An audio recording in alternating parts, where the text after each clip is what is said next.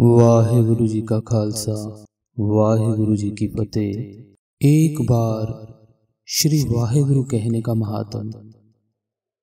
गुरु नानक के घर के वेद व्यास, सिख पंथ के वेद व्यास भाई गुरदास जी वाहिगुरु मंत्र जपने का महात्म बता रहे हैं। कलयुग में वाहिगुरु मंत्र जपने का कितना महात्म है। भाई गुरदास जी बताते हैं कि कलयुग में और कितने भी कर्म कांड कर लो, कितने भी तीर्थों का भ्रमण कर लो, स्नान कर लो, सारे जप तप कर लो, वह एक तरफ, और सत्संग में बैठकर एक बार वाहिगुरु जपने का महात्म वह एक तरफ। आप बताते हैं जैसे 68 तीर्थ परस किए, एक तीर्थ नहीं 68 तीर्थों का स्नान। वैसे तो तीर्थ बहुत सारे हैं पर प्रमुख तीर्थ 68 ही हैं। तो कहते हैं जैसे 68 तीर्थों के स्नान करके आ जाना, पर गरीब मानव, गरीब मनुष्य तो एक भी तीर्थ पर जाने के लिए सोच भी नहीं सकता, जा ही नहीं सकता। गरीब बंदे के पास एक तीर्थ परसने के लिए, एक तीर्थ का स्नान करने के लिए, जाने के लिए पैसे ही नहीं होते, धन ही नहीं होता। तो धन के अभाव में वह एक तीर्थ पर भी नहीं जा सकता। तो 68 तीर्थों पर जाना तो बहुत ही दूर की बात है। और अमीर मनुष्य को कहा जाए कि तू 68 तीर्थों का स्नान कर ले, दान कर ले, वहां जाकर उन तीर्थों को परस के आ, तेरे पास धन है, तो वह कहेगा कि काम काज ही इतना ज्यादा है कि मेरे पास समय ही नहीं है। उसके काम काज का विस्तार ही इतना सारा है कि अब उसको समेटने के लिए उसके पास समय ही नहीं है कि बाहर जाकर मैं तीर्थों का स्नान भी कर पाऊं। गरीब बंदा धन के अभाव में और अमीर बंदा समय के अभाव में तीर्थों का दर्शन स्नान नहीं कर सकता। तो कहते हैं कि धन भी हो, समय भी हो और मन में प्यार भी हो, तीर्थों की, दर्शनों की, स्नान की, दान करने की मन में इच्छा भी हो, प्यार भी हो, श्रद्धा भी हो, और इस प्रकार से यह सब कुछ हो और व्यक्ति 68 तीर्थों के स्नान करके, दान करके भी आ जाए, तो भाई गुरदास जी कहते हैं यहीं पर बस नहीं, जैसे 68 तीर्थ परस किए, जुग 4 चढ़ो कैलाश रहे हो। कहते हैं कि यदि कोई इतनी लंबी उम्र ले ले, 4 युगों तक कैलाश पर्वत की चोटी पर बैठकर तपस्या कर ले, 1 साल नहीं, 1 दशक नहीं, 1 सदी नहीं, 1 युग नहीं, 4 युग, 4 युगों तक यदि कोई कैलाश पर्वत की चोटी पर बैठकर तपस्या भी कर ले, और कलयुग में इतनी लंबी उम्र तो वैसे किसी की हो ही नहीं सकती, क्योंकि कलयुग की खुद की उम्र ही बहुत छोटी है। पर प्रभु से इतनी लंबी उम्र मांग भी ले और उसके बाद 4 युगों तक कैलाश पर्वत की चोटी पर बैठकर तपस्या करे, और यही बस नहीं, इसके बाद और भी मुश्किल कार्य वह भी कर ले, जैसे कोट जन्म तक ऊर्ध्वमुखी बैसंतर में तन दाहे दियो।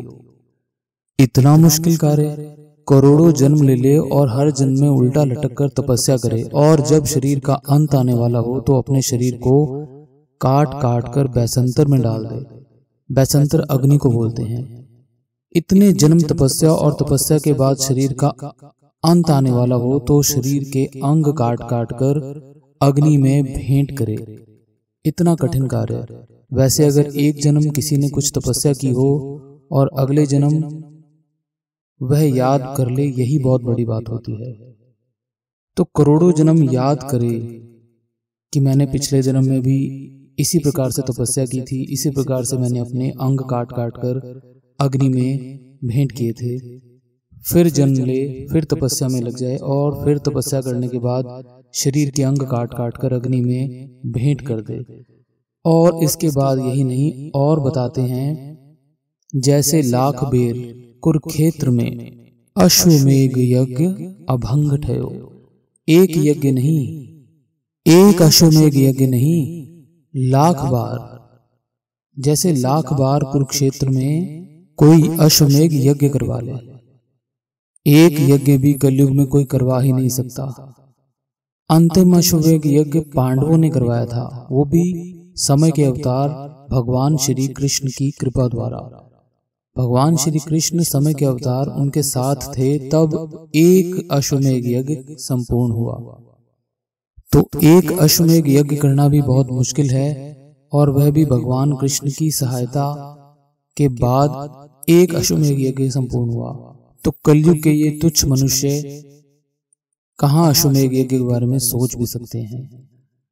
उस अश्वमेध यज्ञ में दुनिया भर के अभ्यागतों को भोजन करवाना होता है और सोने के बर्तनों में भोजन करवाना होता है। भोजन कराने के बाद वो बर्तन भी वापस नहीं लेने, और वह अभ्यागत कोई भी दुनिया भर से जो भी आया होगा वह कुछ भी मांग ले, कुछ भी, सब कुछ देना पड़ता है। सोना भी उस समय पांडवों ने सुमेर पर्वत से उधार लेकर अश्वमेध यज्ञ किया था। इतना सोना भी चाहिए होता है। तो उधार, सुमेर पर्वत से उधार लेने के लिए भी उन्हें बहुत मेहनत करनी पड़ी थी। पहले तो सुमेर पर्वत ने आज्ञा ही नहीं दी, सोना ही नहीं दिया। एक एक करके जब सारे पांडव भाई सुमेर पर्वत के पास गए कि सोना चाहिए, तो वहां से सुमेर पर्वत ने कहा कि पहले मेरे प्रश्न का उत्तर दो कि लोगे किस मुंह से और सोना वापस किस मुंह से दोगे। तो उन्होंने कहा कि जिस मुंह से लेंगे उसी मुंह से वापस कर देंगे। सुमेर पर्वत ने मना कर दिया कि मैं सोना नहीं दे सकता। इसी प्रकार चारों पांडव गए पर किसी को भी सोना नहीं मिला। तब अंत में युधिष्ठिर जी गए, उनसे भी यही प्रश्न किया, तो उन्होंने जवाब दिया कि महाराज, ले तो इसी मुंह से लेंगे पर वापस कुछ उदास होकर देंगे, क्योंकि संसार में ऐसा कोई भी नहीं है जो लेते वक्त और देते वक्त, उसी सामान को वापस देते वक्त एक जैसा हो, एक जैसा अपना मुख रखे। तो इस प्रकार से सोना लेना, सोना लेने के बाद बर्तनों में भोजन करवाना, वो बर्तन भी वापस नहीं लेने, और किसी भी अभ्यागत ने कुछ भी मांग लिया वह सब कुछ दे देना पड़ता है। तब जाकर एक अश्वमेध यज्ञ संपूर्ण होता है। तो आखिरी अश्वमेध यज्ञ सिर्फ पांडवों ने करवाया। तो भाई गुरदास जी कहते हैं, जैसे लाख बेर कुरुक्षेत्र में अश्वमेध यज्ञ अभंग ठयो, अभंगता से, अखंडता से लाख अश्वमेध यज्ञ, और वह भी अखंड। एक तो हो नहीं पाता, तो लाख अश्वमेध यज्ञ वो भी अखंडता से, कितना मुश्किल काम है।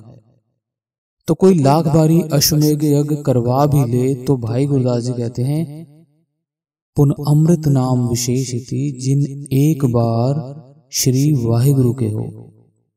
इतने सारे पुण्य तकड़ी के एक पलड़े में रख लिए जाएं, और एक पलड़े में एक बार श्री वाहिगुरु कहने का महात्म।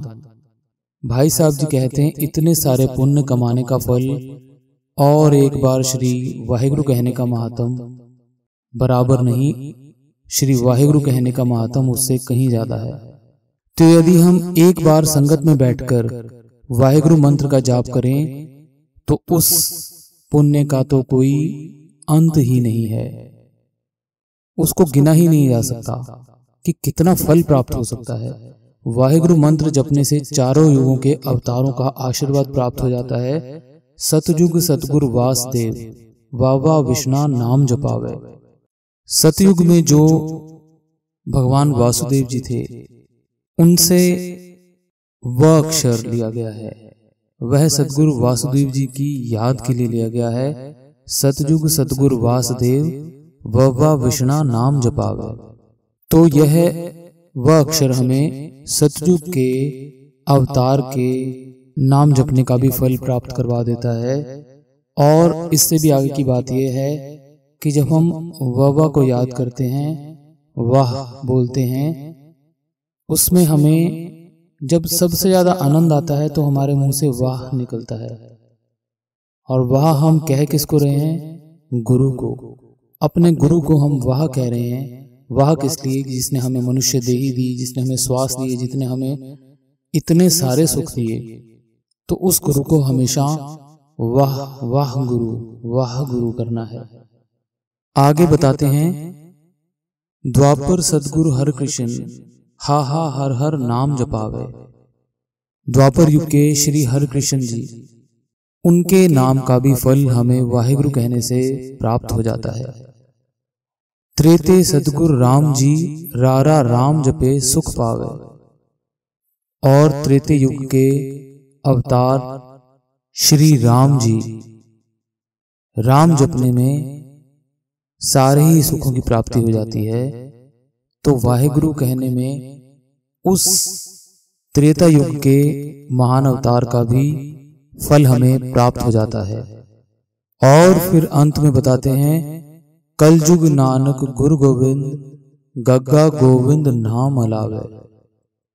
कलयुग में वह नानक निरंकार, वह परम गुरु गोविंद, उनका हमें स्मरण होता है, उनका हमें आशीर्वाद प्राप्त हो जाता है।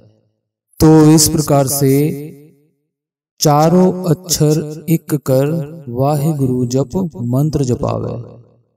तो इस प्रकार से केवल एक बार श्री वाहिगुरु कहने का इतना बड़ा पुण्य है। चारों युगों की तपस्या से भी ज्यादा का फल हमें एक बार श्री वाहिगुरु कहने से प्राप्त हो जाता है। आगे बताते हैं भाई साहब जी, चारों अक्षर एक कर वाहिगुरु जप मंत्र जपावे।